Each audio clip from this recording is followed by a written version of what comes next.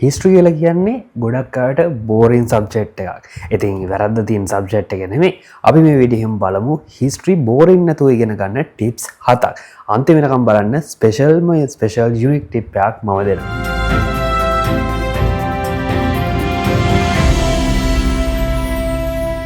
Number 1. ප්‍රශ්නේ තියෙන subject එක නෙමෙයි ඔයා ඒක ඉගෙන ගන්න සහ ඔයාට උගන්වන විදිය. ඉතින් හිස්ටරි කියලා කියන්නේ ඇත්තටම අපි කතා කරොත් අපිට O level ඉතිහාසයේ සිලබස් එක ගත්තොත් ලංකාව ජනවාසයක් බවට පත් වීමේ තැන ඉඳන් ටිකෙන් ටික ලංකාව කොහොමද ඉස්සරහට යන්නේ, මිනිස්සු මොන වගේද වෙනස් වෙන්නේ, එයාලගේ සංස්කෘතිය, ආගම්, මේ හැම දෙයක්ම ටිකෙන් ටික කොහොමද වර්ධනය වෙලා, ඊට පස්සේ අපි කතා කරනවා පිට රටින් ප්‍රශ්න එනවා, එන විදේශ ජාතකයන්ගෙන්, ඊට පස්සේ යුද්ධ ඇති වෙනවා. ඉන්ට්‍රස්ටිං කතාවක් තමයි ගොඩනැගෙන්නේ. එන්නේ ඒක තමයි අපි කතා කරගෙන යන්නේ ලංකා ඉතිහාසයේ. ලෝක ඉතිහාසය ගත්තමත් එමේ පුනරුද්ධය ගැන කතා කරනවා. ඊට පස්සේ අපි කාර්මික විප්ලවය ගැන කතා කරනවා. ඒතර කාර්මික විප්ලවය ගත්තොත් දැන් වර්තමානයේත් එක්ක කනෙක්ටඩ්. ඒක දිගටම යන එකක්. ඉන්ඩස්ට්‍රියල් රෙවොලියුෂන් අපි කරලා තියෙනවා ලෙසන් එක. එතකොට ඒක කොහොමද ඩිවෙලොප් වෙලා යන්නේ? අද ඉන්න තැනට කනෙක්ට් වෙන්නේ කොහොමද කියලා අපි ඒක පාඩමේ කතා කරා. ඉතින් ඉන්ට්‍රස්ටිං සබ්ජෙක්ට් එකක්. හැබැයි ඉතින් අපි ගත්තොත් කොළ කැඳ ගත්තට පස්සේ කොළ කැඳ කියලා කියන්නේ ටිකක් බොන්න අමාරු දෙයක්. හැබැයි ඒක හකුරුත් එක්ක මික්ස් කරාට පස්සේ ඒක අපිට ප්‍රශ්නයක් නැතුව පානය කරන්න පුළුවන්. ඉතින් වැරද්ද තියෙන්නේ කොළ කැඳ කියන්නේ මේ කොළ කැඳ බොන එකේ. ඉතින් හිස්ටරි කියලා කියන්නේත් එහෙම එකක් තමයි. කට්ටිය බෝරින් කරන් ඉන්නේ ඒක හරියට ඉගෙන ගන්න නැති නිසා. ඉතින් ඒක වෙනස් කරගන්න ලේසිම සහ නම්බර් 1ම ටිප් එක තමයි හිස්ටරි කතාවක් විදිහට ඉගෙන ගන්න. එතකොට අපි පොඩි කාලේට ගියොත් පොඩි කාලේ අපි කතාවල් ඉගෙන ගත්තේ ආසාවෙන්. ඒකේ ලොකු කතන්දර අපි ඉගෙනගෙන තියෙනවා. අපි බුද්ධ ආගමේ ඉන්න කට්ටිය එහෙම ඒ පැත්තේ කතා අහලා තියෙනවා. ඊට පස්සේ අනිත් ආගම්වල උනත් හොඳ කතාවල් අපි පොඩි කාලේ අහලා තියෙන ඉන්ට්‍රස්ටිං කතාවල් ඒව අපිට තාමත් මතකයි. මොකද අපි ඒක ඉගෙන ගත්තේ කතාවක් විදියට. රයිට්? ඉස්සර වෙච්ච දෙයක් ඒක කතාවක් විදියට ලස්සනට ඉගෙන ගත්තා. ඉතින් හිස්ටරි වලත් ඔයාට කවුරුත් ඒක කතාවක් විදියට උගන්වන්න කවුරුත් නැත්තම් ඔයා හරි තනියෙන් ඒක කතාවක් විදියට ඉගෙන ගන්න. ටෙක්ස්ට් බුක් එක ගත්තට පස්සේ මම දන්නවා ඒක පටන් බෝරින්. එයාට ඒක ඔයාට ක්‍රියේටිව්ලි ඔයාට ඉගෙන ගන්න පුළුවන්. ඔයා ඒක කියවගෙන යනකොට ඒක ඔළුවෙන් විෂුවලයිස් කරන්න. දැන් අපි AI ජෙනරේටර්ස් වලින් මොඩල්ස් වලින් අපි ටෙක්ස්ට් ටු ඉමේජ් ජෙනරේෂන්ස් යනවානේ. ඔයගොල්ලෝ try කරලා ඇති හොඳටම ෂුවර් ගොඩක් අය. ඉතින් ටෙක්ස්ට් ටු ඉමේජ්, ටෙක්ස්ට් ටු වීඩියෝස්, ඉතින් ඒ වගේ ඔළුවෙන් ඒ ජෙනරේෂන් එක කරන්න try එකක් දෙන්න ඉතිහාසය කියනකොට. ඉතින් ඒක තමයි නම්බර් 1 ටිප් එක. අපි යමු නම්බර් 2 ටිප් එක. ඉතින් ඉතිහාසය ගත්තට පස්සේ අපිට සිලබස් එකේදී කතාවල් වගේම තමයි කටපාඩම් කරගන්න තැනුත් එනවා. 10 වසරේ පළවෙනි පාඩමයි දෙවෙනි පාඩමයි ගත්තට පස්සේ පළවෙනි පාඩමේ තියෙන්නේ ගොඩක්ම තියරි. එතන කටපාඩම් කරන්න තමයි තියෙන්නේ. මතක තියාගන්න වෙනවා. ඒක කතාවක් එතන හදන්න ලොකු දෙයක් නෑ. ඇත්තෙම නෑ. ඒකට දෙවෙනි පාඩම ගත්තට පස්සේ ලංකාව ජනවාසයක් බවට පත් වෙන්නේ කොහොමද? එතන ලංකාවේ මිනිස්සු ලංකාව ව්‍යාප්ත වෙලා ගෙවල් හදාගෙන මොනවා වගේ ගෙවල්ද හදාගන්නේ. එහෙමම කතාව ලස්සනට ඩිවෙලොප් වෙනවා.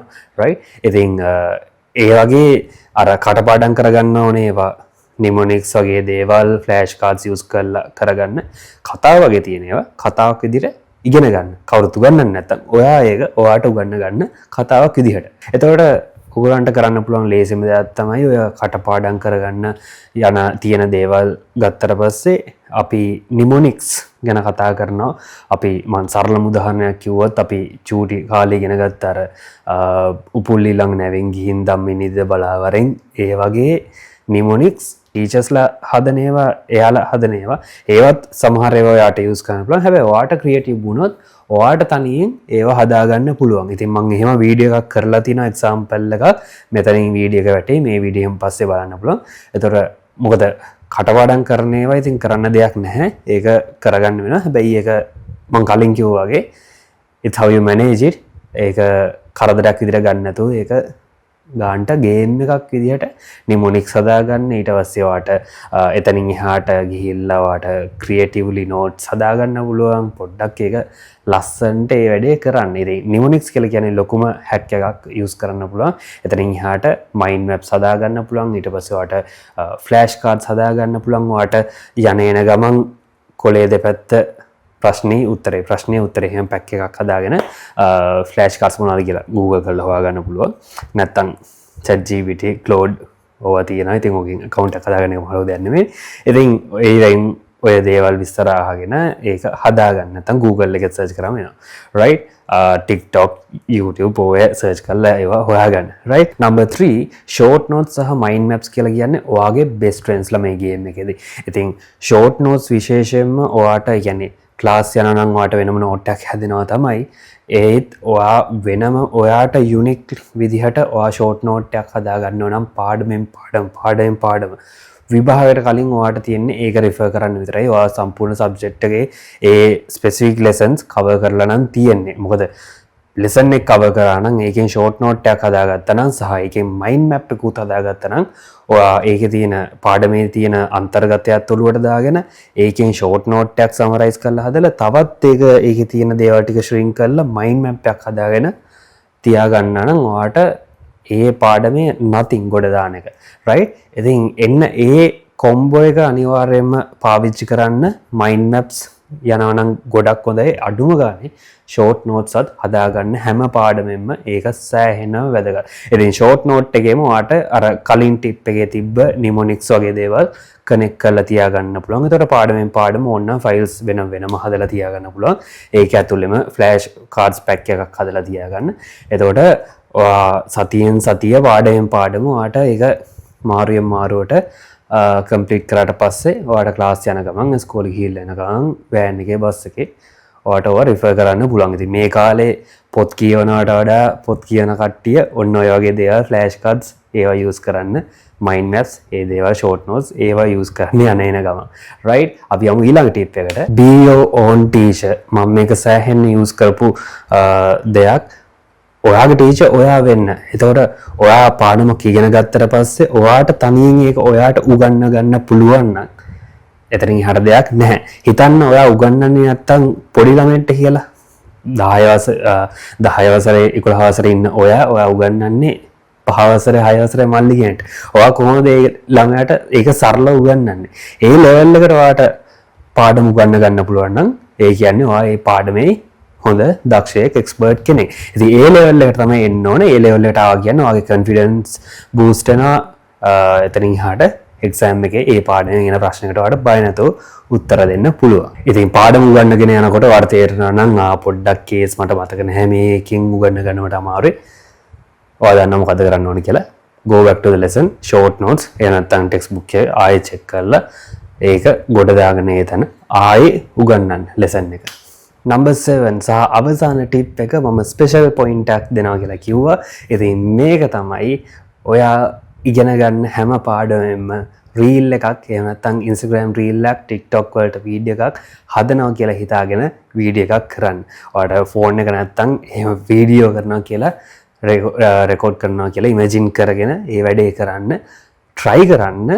ඔයා ඉගෙන ගත්ත පාඩම තප්පර 60න් එහෙම නැත්නම් තප්පර 120න් එහෙම ටාගට් එකක් හදාගෙන ඒ පාඩම ගැන කියලා දෙන්න. ඔය වීඩියෝස් වල කියනවානේ මෙන්න මේ ස්ථානය ගැන ඔයා දැනගෙන හිටියේ නැති කරුණු 7ක්. එහෙම නැත්නම් ඔයා දැනගෙන හිටියද? මොකක් කරේ يعني සම්පූර්ණ පාඩමක් නොවෙන්න පුළුවන්. පාඩමක ස්පෙસિෆික් දෙයක් වෙන්න පුළුවන්. ප්‍රාග් ඓතිහාසික යුගය ගැන වෙන්න පුළුවන්. එහෙම නැත්නම් පූර්ව ඓතිහාසික යුගය වෙන්න පුළුවන්. ඒතර ඔයා දැනගෙන හිටියද පූර්ව ඓතිහාසික යුගයේ කොහොමද මහා ශිලා සුසාන භූමි ඒ සම්බන්ධව මොකක් කරේ එහෙම ක්‍රියේටිව්ලි හිතලා වාට වීඩියෝ එකක් කරන්න පුළුවන්. right? ඉතින් ඒ විදිහට try එකක් දෙන්න රීල් එකක් හදන්න. මොකද ඒකෙන් ඔයාට ආයෙත් අර ටීචින්ග් ම තමයි. හැබැයි ඔයාට ටිකක් වෙනස් විදිහට අර ටීච් කරන එක සමහරට ඒක එක්ස්පයර් වෙච්ච පොයින්ට් එකක් කියලා හිතනවා නම් ඔයාට ඔයගොල්ලෝ අලුත් ජෙන් ඇල්ෆාස් විදිහට අලුත් විදිහට පොඩ්ඩක් එහෙම try එකක් දෙන්න උලන් මේ මෙතඩ් එකට. ඉතින් ඒතනින් මේ වීඩියෝ එක අවසන් වෙනවා. ඉතින් මම හිතනවා මේ වීඩියෝ එක ඔයගලන්ට යූස්ෆුල් වෙන්න ඇති කියලා. ඉතින් කලිනුත් මම වීඩියෝ එකක් දාලා තියෙනවා. අපි අලුතෙන් මේ එන එක්සෑම් එකට අලුත් සීසන් එකට මම වීඩියෝස් දාන්න පටන් ගත්තා. ඒ වීඩියෝ එකේ මම කියලා දෙනවා කොහොමද සාමාන්‍ය පෙළ හිස්ටරි වලට ඉතිහාසයට ඒකක් ගන්න ලෑස්ති වෙන්න කියලා මාස 6කින්. ඉතින් ඒ වීඩියෝ එකත් බලන්න සහ මේ channel එකේ මම ගොඩක් වීඩියෝස් දාලා තියෙනවා. ඔයගලන්ට යූස්ෆුල් වෙන lessons tips සෑහෙන දාලා තියෙනවා. සහ ඉස්සරහටත් අපි තවත් අලුත් වීඩියෝ හම් වෙනකන් ඔයගොල්ලෝ හැමෝටම ජයෙන් ජයෙන් වේවා.